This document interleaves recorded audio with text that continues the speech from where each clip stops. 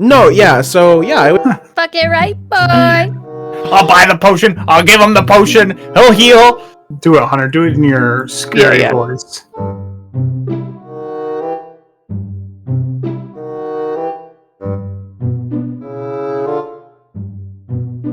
The fucking production value, guys.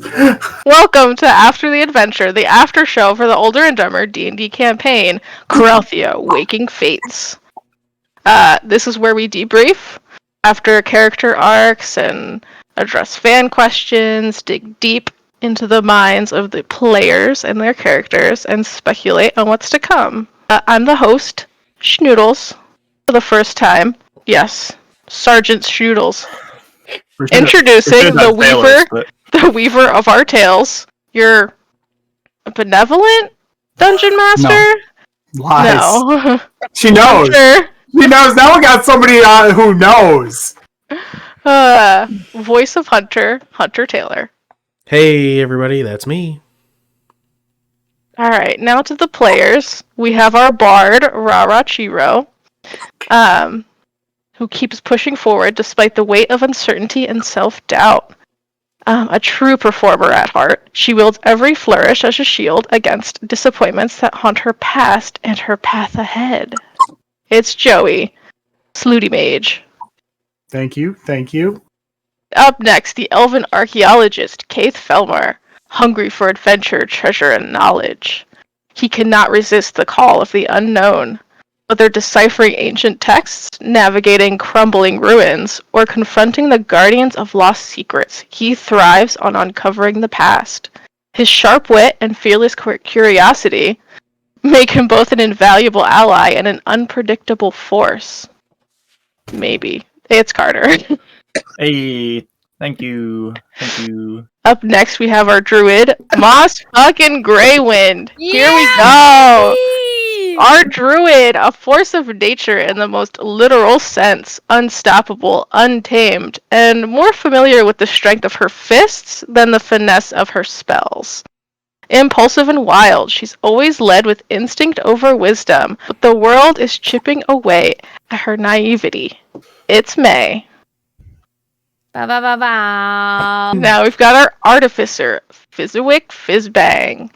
Is a relentless tinkerer driven by an insatiable curiosity to uncover how things work. Clever, faithful, and endlessly creative, he's always ready to lend a hand, whether it's mending a broken device, identifying a mysterious artifact, or crafting a solution on the fly. It's David.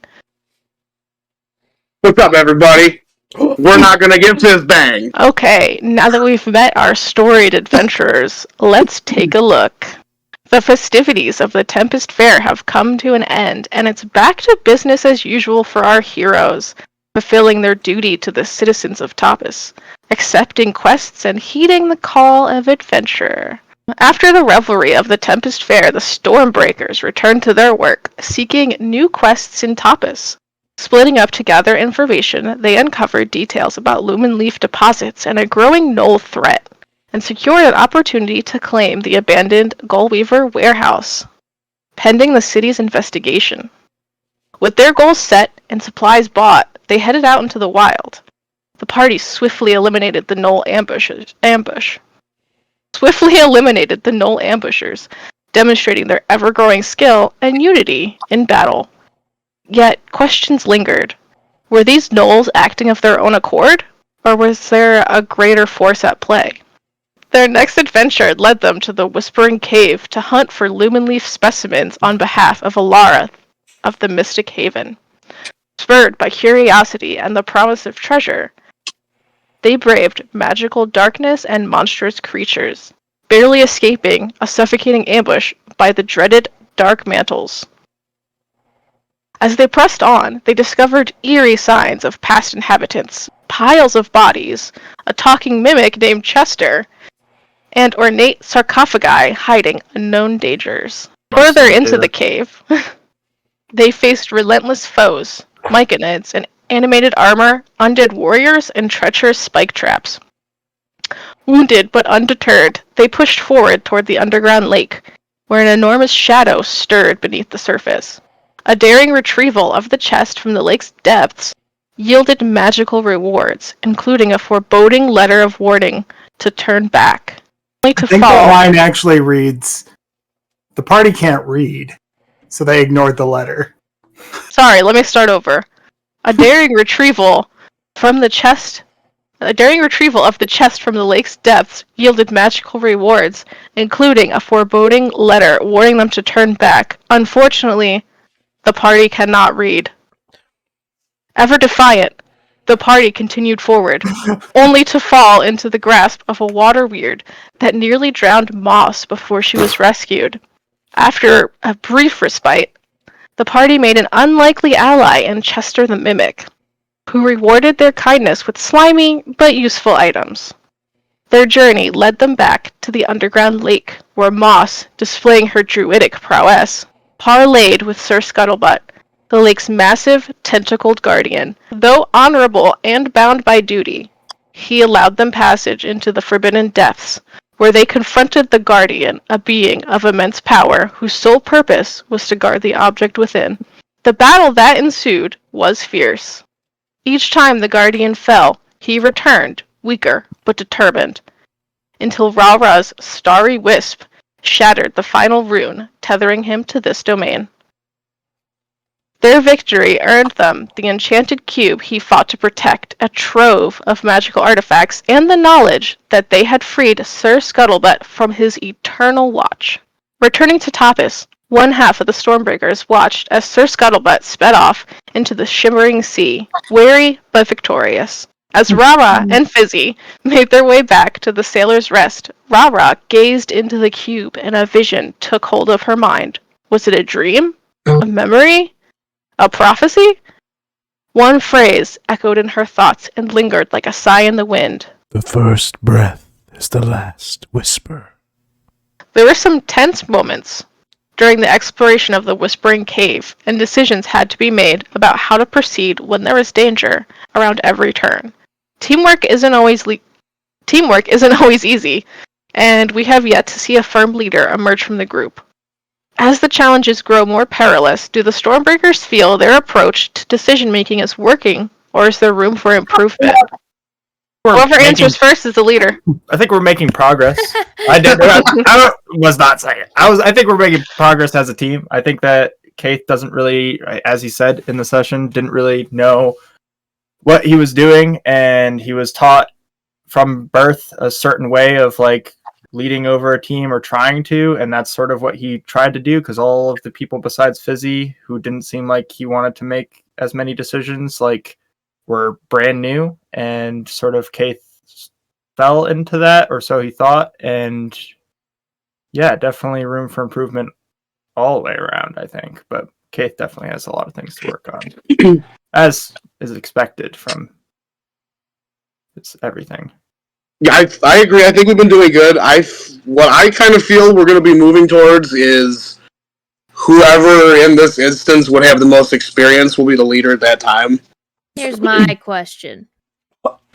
Does there This is need gonna to be be a unhinged. leader? Do we have to have an established leader, or can we all trust each other enough to follow everyone else's decisions and stuff like that? Do we need a set, we should do this because I'm in charge? Well, I think there's got to be like a shot caller, right? Like if you look at the A team, Hannibal's the shot caller. Yeah. But everybody still fills a very important role on the team. Yeah. So even Mad Murdoch, the helicopter pilot, like they need them all. I think it's like hard in games to like there's a lot of people and we all have our own plan, or like think of like how we should solve a solution, and half of the party might be on one side and half of it might be on the other side, but there has to be like we have to make a decision and we have to move forward, or else we're just going to talk about what we're going to do and we're not going to do it, and we're just going to sit here and like analysis paralysis. So I think like not so much a leader, more of a shot caller, like Joey was saying. But I think that we're moving more towards like it's the person who knows how to use the tools that are in the toolbox the most. I think we're slowly getting to that point, I do think that we're leaning more towards democratically until we need to have a shot caller in a moment. Right. Is where I feel like the party is leaning towards right now. Yeah. It feels like what's more important than having like an established leader is maybe having like the established voice. Mm-hmm. I like that better. And I think we're still in the beginning parts of the party where we still have to meld together a little bit more before we can sort of do that. Next, I have a question for Carter. We saw the peak of Kayth's early frustration with the team when he shoved open a sarcophagus to prove how dangerous it was. And he's usually not so impulsive. What was going through his mind at that moment? I think Kayth fell into a lot of his bad upbringing and really extreme tough love, which is how he was raised, is just like, well, they don't listen to me, they're never going to listen to me, so I'm just going to prove my point by impeding danger, throwing them into the lion's den, basically, which is not the way to do it, especially with this group. Maybe it could have worked with a different group, but that is sort of, it built up frustration over and over again because it felt like RaRa was disrespecting like the situation they were in the entire dungeon, even though that's not what RaRa was doing after talking with Joey. So a little bit of wires got crossed there. But yeah, I think that Kayth has an upbringing, and he spent a good amount of time having that sort of treatment thrust upon him. And in that moment with the frustration, that's the last thing he thought he could do to try to prove his point. And yeah. I like that dynamic too, with like RaRa being young and impulsive, and Kayth being older and I don't know, kind of more stern. Mm-hmm. And I like also that Joey's obviously older and more experienced and just very good at playing like an immature character. Like Joey just knows how to push all the right buttons as RaRa. It's fun having lived through that and knowing what you had done as a young person and being like, man, how can I just fucking flip this script every time? Just be the most annoying fucking little pain in the ass piece of shit I can be. It's also, me and Joey were talking about it because we like RaRa and Kayth have more things similar to that, like each other's backstory than you first realize. And that's also why I feel like there's a lot of clashing there, is because RaRa was raised in a very harsh disciplinary environment, and she's getting her freedom now. Kayth was always in that and is sort of still trying to break out of some of that mold. Do you think that's part of what triggers him, is that RaRa is like young enough that her mind isn't like set into that mindset, and Kayth lived it long enough that he's like, it's ingrained, and he just looks at her and he's like kind of jealous that she can just break it so easily? Yeah, I think that is a big thing for Kayth, is that he's part of the reason why this party is attractive to him, and part of the reason why he's sticking around, because I've thought as Kayth, maybe he might leave, at least in some of these situations where it's just like, I don't know if this is going to work out, but I think one of the main things that sticks with him is like, he does want to change. He saw everything that went down at the Empire and the lines of thinking that brought him to that point, that brought the whole Empire to that point. And he doesn't want to be like the people who trained him, and he doesn't want to be like the people who got him to this point. And this party sort of breathes fresh air into Kayth, even though he's stubborn and not really sure how to change. But I think he's been making attempts. Well, you're getting two different perspectives on it too, because RaRa is sort of like, she's sort of like the drama queen, and Moss is sort of also very immature, but in a different way. She's more of like, I don't know, I look at Moss very much like I look at like a Kevin McAllister kind of character, where she's sort of precocious and sort of, she's headstrong, but she doesn't really know the world. But you have sort of the two different perspectives on like young characters, where RaRa's like brash and will speak her mind and will fight against the system. And Moss is more like headstrong and stubborn and very much I'm going to do it my way because I don't know that there's another way to do it. I like how all of you have made kind of characters that kind of grow together. I would agree with that. Like we're all sort of coming from a position where like our backstory influences us, but we're all sort of raw lumps of clay to be molded by the world at the same time. We're all sort of just like having that first chance to break out of the mold that we were like raised in. Kind of a coming of age, but like you're all various ages. Right. Yeah. Even Kayth and Fizzi, who are like world weary, have been in a system for so long that that's all they've known, and like this is their first time like being out of that. So Moss's rage, still a little bit outside of her control. But as time goes on, it seems like the party grows less concerned about her anger, and they seem to stop trying to calm her down after battles, and instead kind of trust her to let the rage burn itself out. Do you think that this will help Moss develop her own control in the long run? I think it's definitely situational. I've been trying to play it. If her friends are in danger, it's going to take a lot more to calm her down, or especially when she almost killed the entire party. That was a big problem for her. Yeah, it was a oopsie. But daisy. she was mad at the person who did it, and then she was mad at herself for not being able to stop it. So that one was way harder, even though RaRa tried. But it's situational. Only time will tell. We don't know. Okay. Yeah, it does feel situational. Like sometimes it feels like it's better just to let you work it out. Yeah, like with the snake when you were just pounding it. Yeah, let her do her thing for a few minutes while we look at stuff, and then we'll see how she's doing in a minute or two. Do you think Moss is ever going to sit down and be like, okay, I need to figure out how to control this and like try to actually like? I think that's something she's asked herself multiple times. Yeah. I think she asks herself that all the time. But like we haven't seen like Moss try to actually like do that in game.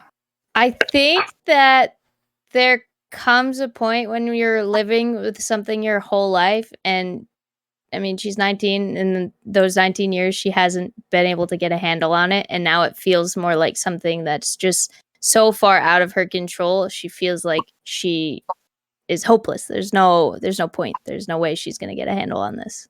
Do you think that Moss would benefit from some gentle parenting?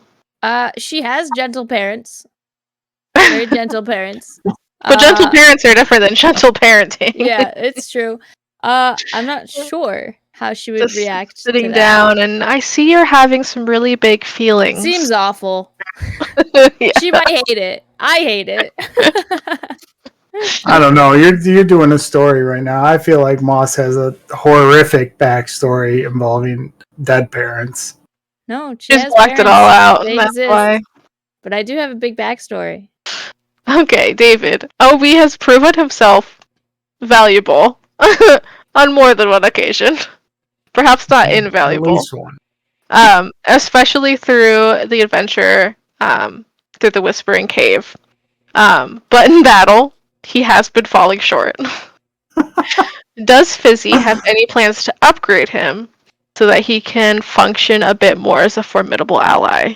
Well, that's also why I'm trying to get through the years of time. Because if there's anything that I can do to make him just a little bit stronger or more accurate, that would help out a lot. I do want to add more defenses to him, other than like just deflect attack.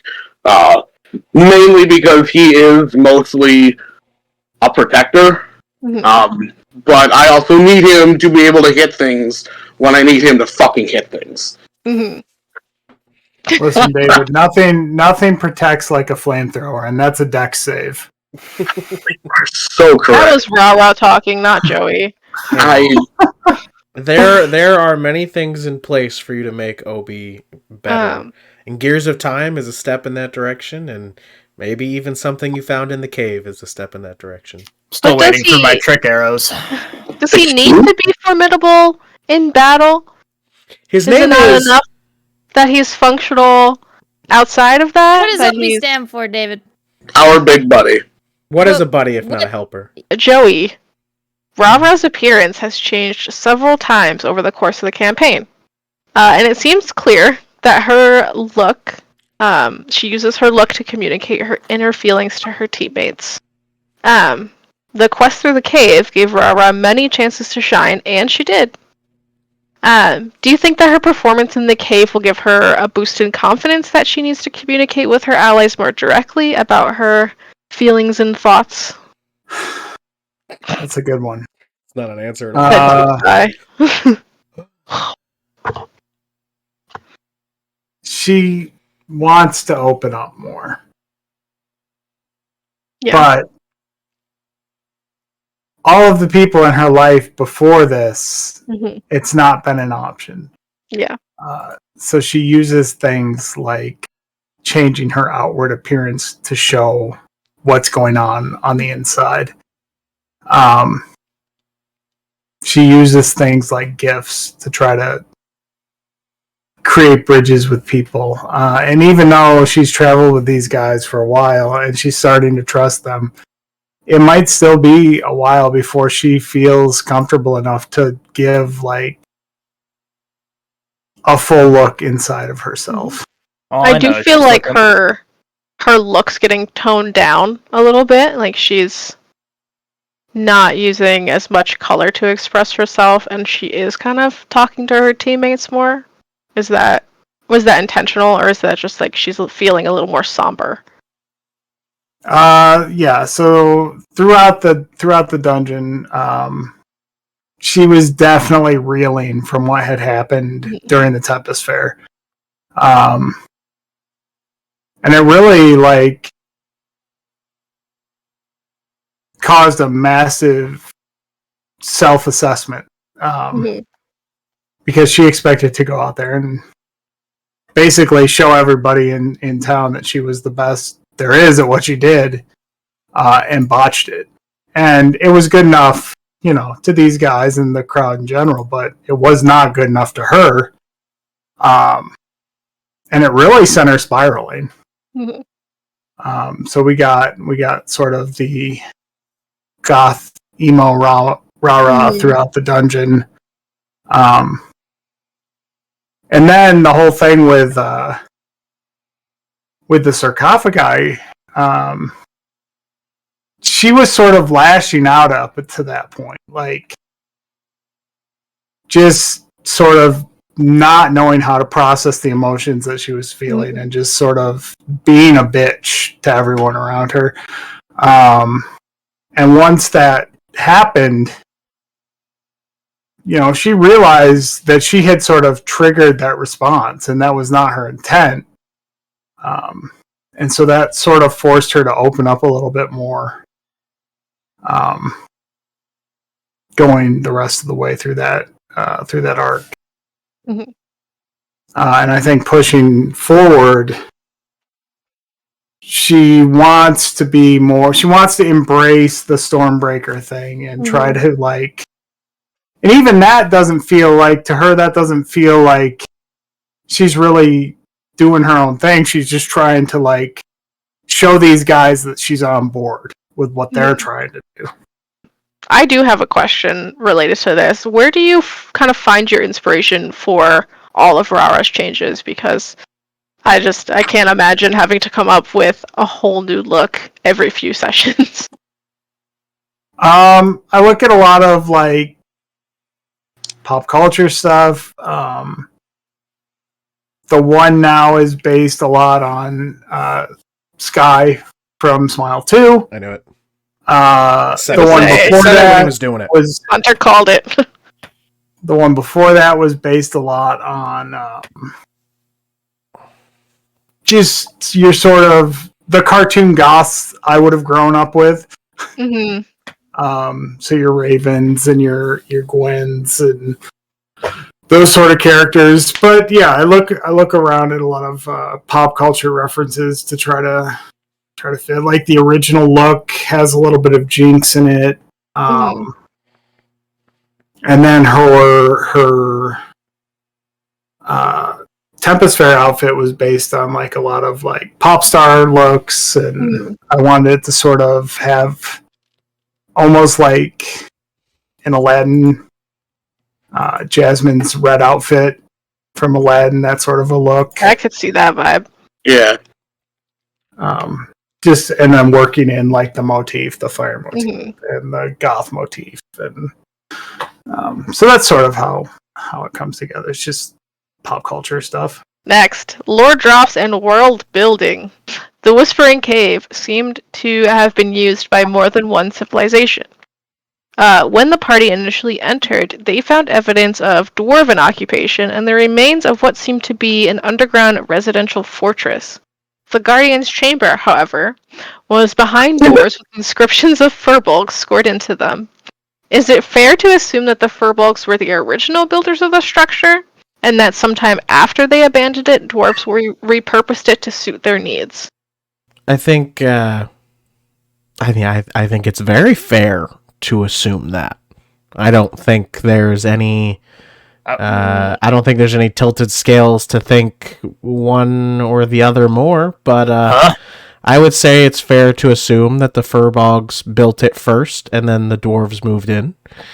I mean, it makes sense. First thing you notice is, you guys went through the cave and you found a lot of instances of some dwarven civilization, and that whatever civilization was there refused to go under the water and find the Guardian, and more assumed the Guardian was there to protect them. So you have to assume that they didn't go down there, and if they didn't go down there, then who built it? And if you're going to guess who built it, why is there furbolgs on the door to it? So it's a fair assumption that the Furbolgs probably created the Whispering Cave and probably called it something other than the Whispering Cave before it became what it is. So yeah, it's probably fair to assume that. I guess. You in the back? I was told in game that it was built by dwarves using my archaeological background. You'll also notice as you were going through the cave that a lot of the structure changed a bit. So what you were in, probably more than likely a portion that was built over by dwarven society. Usually when someone of a different culture moves into something, they tend to destroy it and shape it in their image. And if that was done, historical cover-up. If that was done more than 1,000 years ago, and then something 1,000 years before that happened, I'm sure it would be covered up by it. So this was 2,000 years ago, is what you're saying? Well, in game we know that the specific dwarven structure stuff that Kayth found was more than 1,000 years old.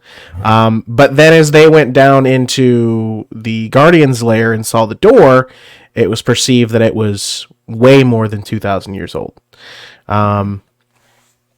So there's that. Yeah, so I think your question, I think the answer to your question is yes. It's very fair to assume that. And if there's any other follow-up questions, like Carter's. Anybody have questions for his non-answer? That was an answer. I gave a lot of Where were the Furbog relics, DM? What were the Furbog relics? Where'd they go? Oh, it's a great question. It's a great question. So here's my thing. Yeah, as a politician. And I'm gonna. You gotta be. Here's a question for you to answer that question.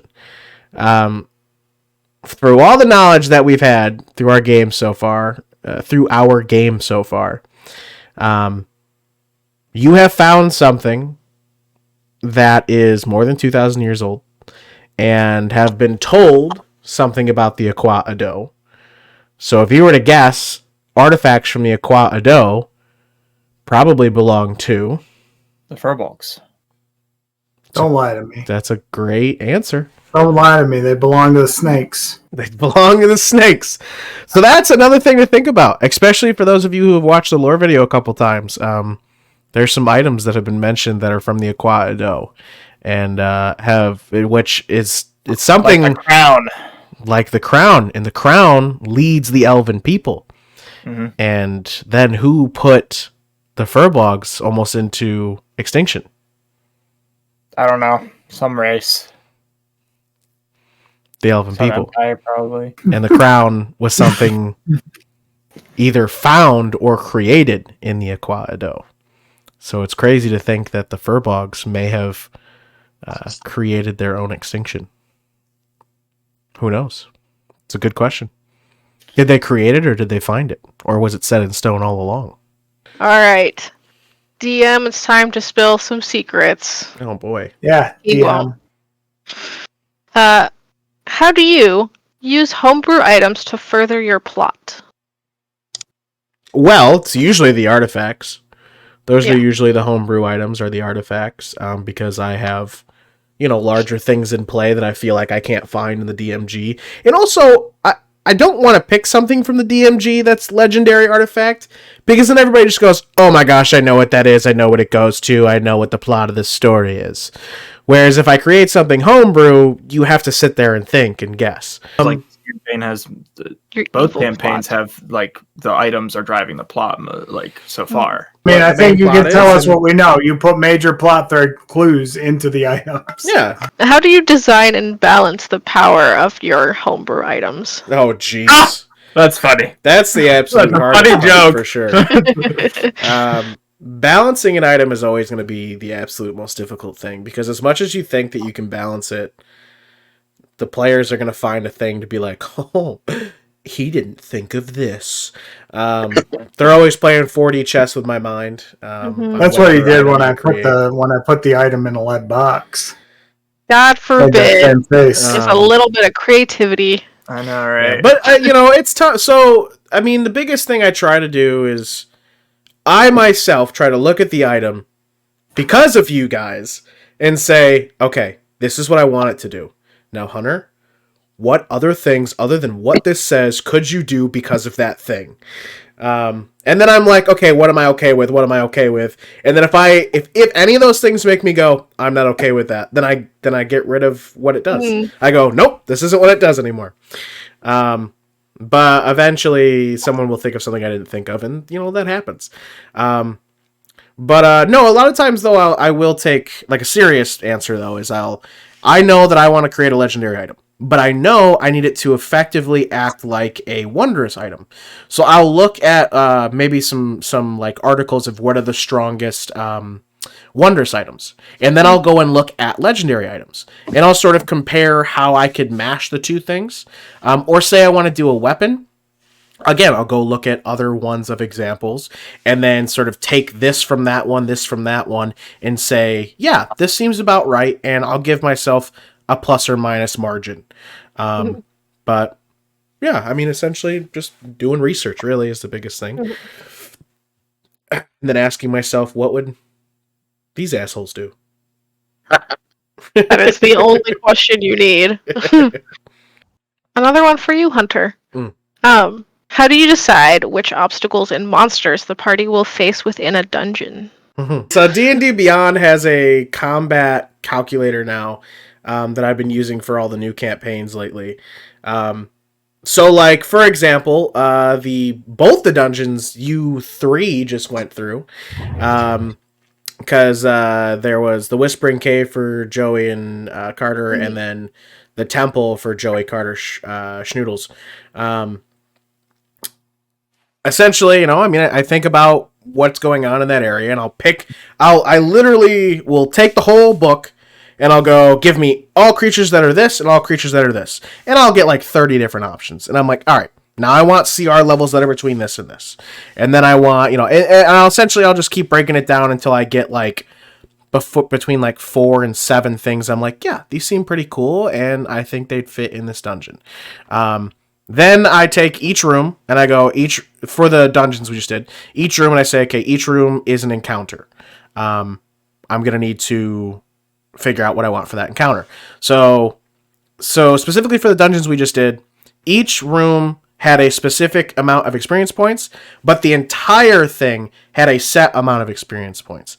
So I knew what I wanted the entire dungeon's difficulty to be, which in order to set a dungeon's difficulty, it's got to be set into deadly because you're doing separate rooms. So essentially it's accounting for like short rests and moving between things and, resting and whatever, blah, blah, blah.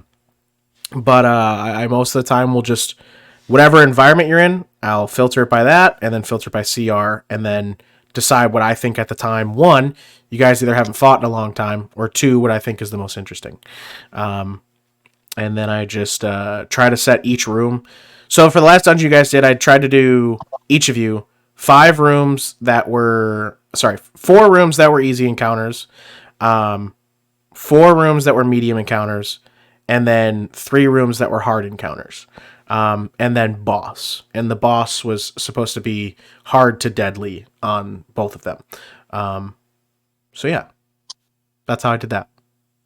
Now we have some fan theories and speculations. Here's a fan theory. The cube recovered from the Guardians is an Aqua Ado artifact, and the dangerous knowledge it contains is what happened to the gods. Do you want a real answer? You want an actual answer? Oh, that's not a question. No, it's a speculation. It's a speculation. Yeah, I'm Oh. waiting for comments. I mean, Give us the answer. Is it just for Hunter, or are we?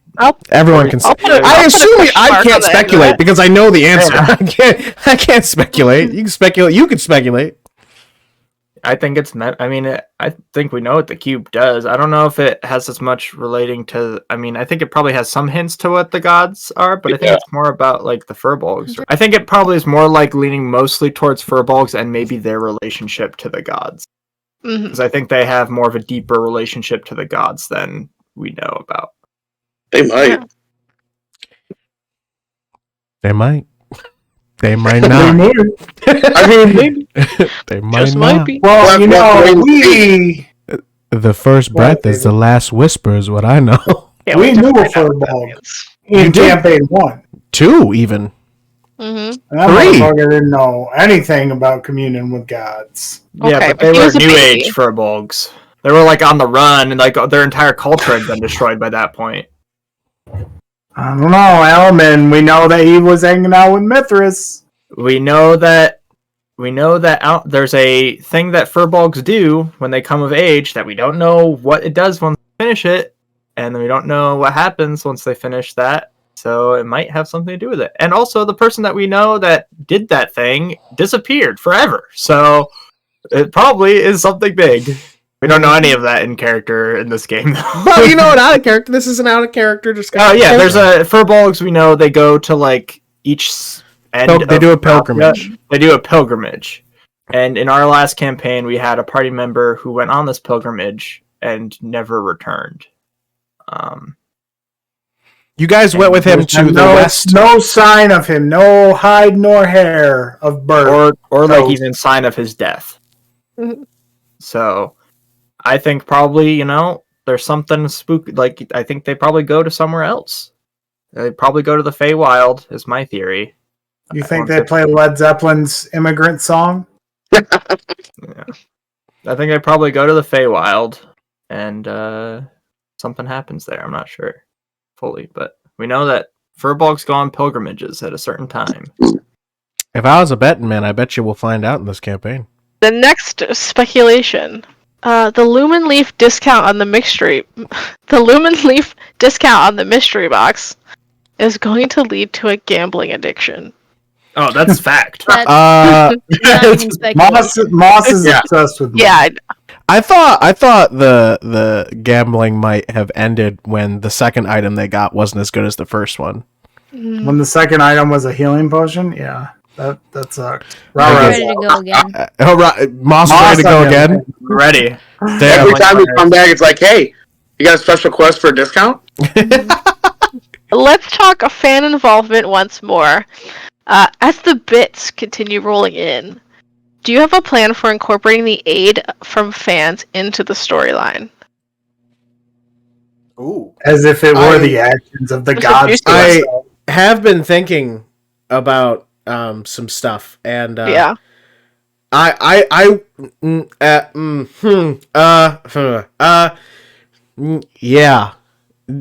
Just no. You're not answering. You're not answering the question. Know that your interactions do have a play in the plot of the story, and it hasn't come up yet, but it will. It's the faith of Coralthea returning. You're giving your faith to us, and we're going to become the gods. Wow, what a good theory. No, yeah, there is a real story implication for your guys' support. And when these guys finally find it, I hope you'll feel rewarded. In game, where would these boosts be coming from? An attack that was about to miss hits, a spell that nearly fizzles out, sparks to life in a spray of arcane power. From the character's perspective, are these purely strokes of luck? Oh, I think to them. So that is a great question. It hasn't actually. So now to think about it, it hasn't actually come up in game how this is affecting players, and I think there's a great explanation for that, or at least an explanation that they don't see it. The attempt that fails or whatever doesn't work. I think that moment in time doesn't exist to them. It never happened. But I don't think that they know or realize that yet. If Kayth noticed it, he would probably just think that it's his psionic abilities giving him a little push, because he already sort of does that. Like I definitely think their minds would give a reason to it. Whether it's true or not, we are yet to find out. On to the audience questions. What do you think Moss's most clutch rage has been so far? Almost killing you guys. That was most clutch. Killing the party. Yeah. Yeah. What do you think Fizzi could invent for each party member to help them the most? Well, Kayth needs help with athletics. I could try to make something for Moss to help control her rage, maybe? That might take a little bit longer. Maybe. Give her a brain implant to trigger it. Bro, just give me a grapple arrow, bro. I don't need athletics. Just make me a grapple arrow. Where did Kayth get the scar on his ear? This is a question I don't have the answer to, but we'll come up with one on the spot. Maybe he escaped a prison camp. Yeah, I was thinking I think that Joey just put that on there when he made the art. But I think that it makes sense, given lore-wise, that he probably was in a situation where he was about to be captured or in a prison camp for some amount of time. Not a long period of time, or they would have cut the ear completely off, but he probably got it during the war. Do you think the party will travel outside of Tapas, and where are you most excited for them to go? Those are great questions. I mean, the answer is yes. They will leave Tapas. It is a part of the plot. Now, of course, I don't want it to feel like railroading. They get to choose when they want to leave. But there is something built in the story that will give them the opportunity to leave Tapas. Whether they leave Tapas is their choice. So that's the better way to answer that, is that, yes, it is built into the story, but the choice is theirs. Currently, right now, I don't really think the party has a reason to leave, and that's why they're there. So until that thing shows up to give them a reason to leave, it's their choice on whether they do that. Whether they take that call or not. Is there places I'm excited for them to go? Hell yeah, I'm excited for places for them to go. I mean, obviously, where each of the characters come from, I'm very excited for them to go to. Like, each of where the characters are from, I think will be astounding places for them to visit. But that seems like too easy of an answer, kind of a cop-out to be like, oh, where they're from, it'll be interesting. When in fact, I actually think that, because if you noticed in the two campaigns, I tried to start you outside of Drong, which is a region that essentially is made up of all the regions, the rejects. So I'm excited for the militarized zone.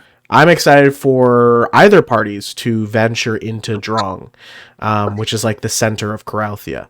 I think it'll be interesting to see essentially an area run by all of the people who are sick and tired of the three empires controlling everything.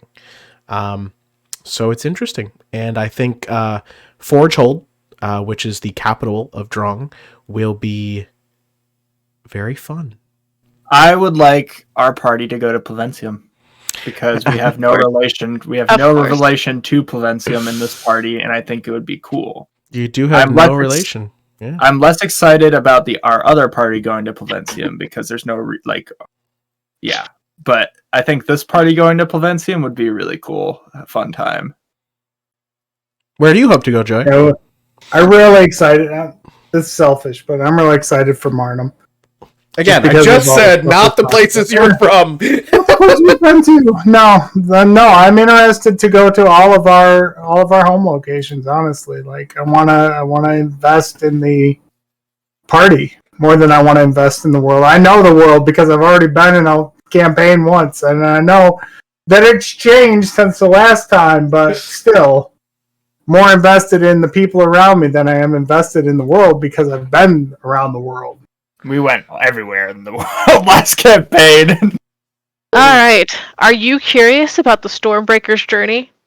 Wondering what secrets lie within the enchanted cube, or what dangers lurk beneath the surface? Now's your chance to dive deeper into the world of Coralthea. Ask your questions, unravel the mysteries, and explore the hidden depths of their adventure. No detail is too small. What do you want to know? Joey, I believe you have some things for our audience. If you enjoyed the content, please like, subscribe, comment, do all the things. May, what should they do with the bell? You can ring my bell.